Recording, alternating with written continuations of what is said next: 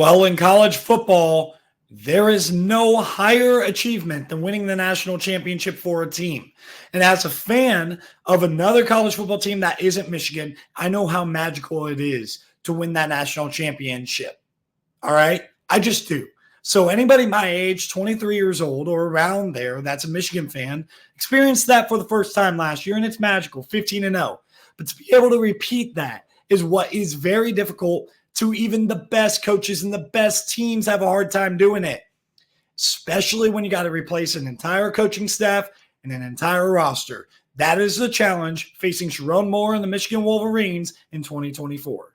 We got a chance to do one thing that every team in the country can't do. We got a chance to step up, man. We got a chance to step on the ledge, you know what I mean? And to me, I think it's a free fall. To be elite, you got to think it's a free fall. That means you can't be afraid to go to the edge. And coach said, jump. You said, how far, coach? Where you want me to go? Every guy got a chance to do that today. If you're elite, grab somebody today. Take it with you. There's no more average in this program. There's no more average in this program. Well, the Michigan Wolverines are a team that a lot of people have interest in. I do cover all of these teams that you guys want. So definitely comment down below who you want to see and check out the channel. And if you like the video, like the video. I would also ask that you guys do click on my social media links down below. I would really appreciate that if you guys checked out what else I do on other platforms, especially TikTok. Though I've been a little bit less active on there, a little bit discouraged with how it's gone. I would just appreciate it if you guys did check it out and give it a follow. But like I said, if you like the video, it boosts me in the algorithm for sure. And subscribe if you like the videos that I do. So the Michigan Wolverines are who we're talking about today off of the national championship season, which was super magical. And Sherrone Moore gets promoted from offensive coordinator to the head coaching position, loses Jesse Minter, the defensive coordinator, obviously, brings in Wink Martindale, who has an NFL background, has Kirk Campbell coming in as the offensive coordinator. We'll see how it goes. Stole Tony Alford from Ohio State and all of that. And the recruiting girl, didn't forget about that one. But at the end of the day, they also got to replace a ton of players. Quarterback J.J. McCarthy is out the door, a first-round quarterback right there. Blake Corum out the door as one of the best running backs in recent memory for the Michigan Wolverines in his career. Guys like Cornelius Johnson, A.J. Barner, and Roman Wilson were guys that ended up leaving as well that were targets in the throw game. And then big time here, losing the six top offensive linemen, 3 tackles in Trente Jones, Ladarius Henderson, and Carson Barnhart, all gone to graduation or the NFL. And then the interior guys, Drake Nugent, the center transfer coming in from Stanford a year ago, Zach Zinter and Trevor Keegan, the interior guards that had been playing for a while for this Michigan roster. And the defense was also not untouched. Though this defense does return a good bit, they still did lose key players like Braden McGregor and Jalen Harrell on the interior or on the outside, the edge rushers. Interior defensive linemen, Chris Jenkins is gone. The 2 starting linebackers that had been paired together for a couple of years, Junior Colson and Michael Barrett, also gone. Mikey Sainristil, the leader, the spark, the nickel back there, he's gone. And then Josh Wallace, who was their basically fixed as that number 2 outside corner opposite of Will Johnson last year, he is also gone. In the transfer portal, I didn't feel like they lost a ton to be worried about. Keon Sabb is definitely the big name to remember here. He was the safety that left, and with Rod Moore getting injured, the guy coming back, that would have been big if they could have held on to Keon Sabb for the depth purposes there. And then you have guys like, Amarian Walker, who transferred out and then transferred back in. He's buying into what they're selling over there at Michigan. After transferring to Ole Miss, he's coming back to Michigan to play.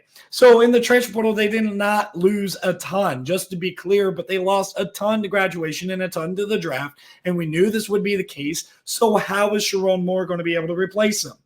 He didn't necessarily do it too heavily in the transfer portal, but I will say they do have an experienced roster that has been through they're not experienced as far as playing time, but rather they are experienced as far as being through the winning culture that Jim Harbaugh developed and that Sherrone Moore knows and is going to put his own personal touch to. You get the quarterback, Alex Orji. He's going to start this year more than likely. I mean, they haven't defined that and made that clear. But to me, I can't imagine they go in a different direction than him. Donovan Edwards is going to be the running back behind him. And then you get like guys like Tyler Morris and Samaj Morgan back at wide receiver with a chance for some younger guys to potentially break out there.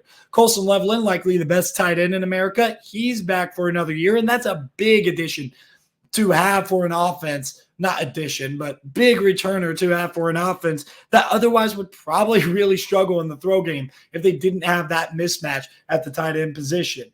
Then they brought back Miles Hinton, who was another depth piece at the tackle spot. He's the lone guy who got big-time playing time last year on the offensive line that comes back. So it's definitely not necessarily going to be a concern because I do believe Sherrone Moore is a good coach. But how is that continuity of these new faces really going to look for the Michigan Wolverines? On the defensive side, they're going to hang their hat on the fact that they bring back two of the best interior defensive linemen in America. You get Mason Graham and Kenneth Grant both back, and the edge rusher too, Josiah Stewart, who transferred in from Coastal Carolina before last season. He's going to be the guy they call to off of the edge for sure. Ernest Hausman is the big name at linebacker people are going to remember, and then also bringing in Jayshon Barham from Maryland. They got a pretty good linebacker core for dang sure. And then at the cornerback spot, you're going to have a lot of intrigue and interest in what's going to happen in that second and third spot. But Will Johnson is that guy. He's the best corner in America. Definitely going to be the best NFL draft prospect out of all the corners. Maybe even going to be in the conversation for the number one overall prospect. And then Makari Page and Quentin Johnson, they're going to be the two guys starting at safety after losing Rod Moore, which is a massive deal. I hate seeing that personally because I just hate injury in general, let alone it happening in the spring and you lose your entire offseason development for the next level because Rod Moore is a next level player and you miss an entire season. I just hate seeing that. You don't love seeing that. So overall, this Michigan team, they have a lot to replace, and it would make a whole lot of sense if you got hesitation. But if you want to trust the culture, if you want to trust what the roster is over at Michigan, based on what kind of culture they have had there with the development, I can understand that. And if you pick Michigan to win 11 or 12 games, I understand that. If you pick them to win 7 or 8 games, I understand that. It's all over the spectrum what Michigan could be in 2024, and it is the most fascinating team, I think, in America to talk about, at least in the national spotlight. So coming into the season, here we go with the Michigan preview. Their over-under win total is exactly at 9. I have them beating Fresno State, no problem, though. I think Fresno State's a dangerous group of 5, not for the Michigan Wolverines. This is not a game that they really struggle in, but they do lose to Texas at home. Look, this is going to be a heck of a matchup because Texas is replacing a lot on the defensive side. They lost Tavondre Sweat and Byron Murphy in the middle. That would have been a worse matchup for Michigan in the national championship than what ended up transpiring, which was Washington beating Texas because of the fact that Texas was able to sustain against the run game and the power that Michigan had a lot more than Washington could. This ain't the same Texas team on defense. But this offensive line is the best in America, and their wide receiver core got pieced together really good with guys like Silas Bolden and guys like Isaiah Bond and Matthew Golden. They're going to be really good still from a skill position level, and they're going to run the ball very well. The task is really going to be heavy on Kenneth Grant and Mason Graham, pardon me, to be able to hold down the fort there against this Texas offensive line, who I just think is the best in America. And at the end of the day, I just think strength on strength. I like Texas's strength as a unit better than Michigan's strength as a unit, even if that duo is dominant. Arkansas State shouldn't be a problem with the Fighting Butch Jones, man. If they end up losing to these guys, I don't know what's up there in Michigan. I think they beat USC, though I am higher on USC than a lot of other people. So this is a big compliment to Michigan, having 2 big games in the first 4 weeks, and they're going to be able to get one of those 2 wins. I think that's crucial, for the season, and I'd be shocked, but not necessarily like the most surprised. It's not unrealistic if Michigan does win both these games. If they're 4-0 to this point, I'd be surprised, but it's not unrealistic. It could happen. They beat Minnesota with the little brown jug on the line. They go to Washington and win against Jed Fish there, the former Michigan assistant. Even though I think Washington's going to be a solid team, I don't think they're going to have anything to really compete with Michigan. Plus, defense travels. They're going to travel out west. I think it will be a tough game, but I don't think it's going to be anything Michigan fans should be overly concerned about. Then off of the bye, I think they beat Illinois on the road, though this is a little bit of a trap spot because this two-game stretch is a little bit dangerous here.